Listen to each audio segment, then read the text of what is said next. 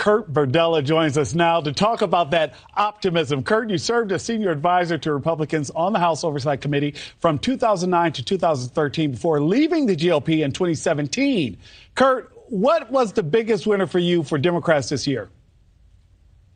I think that when you look at Congressman and the minority leader of the Democrats in the House, Hakeem Jeffries is someone who stood out to me. He came in replacing a legend in Nancy Pelosi. No matter what you feel politically, Republican or Democrat, everyone universally respects Nancy Pelosi. Those are big, iconic heels to fill. And in this case, I think Jeffries did an amazing job. He kept his conference together. It's been a very interesting contrast to what we've seen with what Republicans have endured this year in the House, where they have been throwing speakers out and infighting and a lot of internal consternation.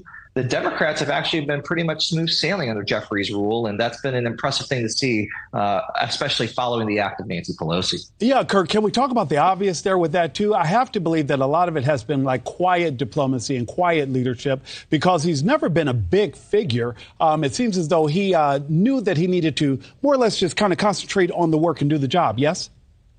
Yeah, exactly. He's been doing the job. This is not something that you associate with grandstanding. He's not out there every day doing all the TV and making a spectacle of himself.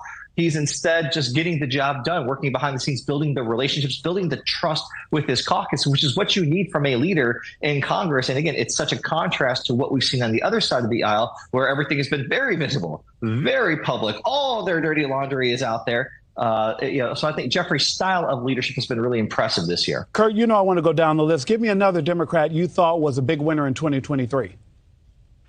Oh, my goodness. I got to say, I think that, I know this is kind of strange, but President Biden has actually had, I think, a pretty good year in terms of, look at where we're at with the economy right now, where things started, where we are. It's not where people would have thought, I think, that we would have ended up. I also got to say that I think that when you look at someone like Governor Gavin Newsom, who was, has emerged as the largest figure in the Democratic Party outside of the president, in my opinion, taking on Ron DeSantis in a one-on-one debate. He's been the most visible surrogate for President Biden out there very publicly, taking the fight to the Republicans in a way that have a lot of people wishing he would run for president. And Kurt, let's flip it over. Who, on the flip side of things, which Democrat do you believe had the worst year? Oh, man, I tell you, that's a that's a tough question. Dare I say someone from New Jersey?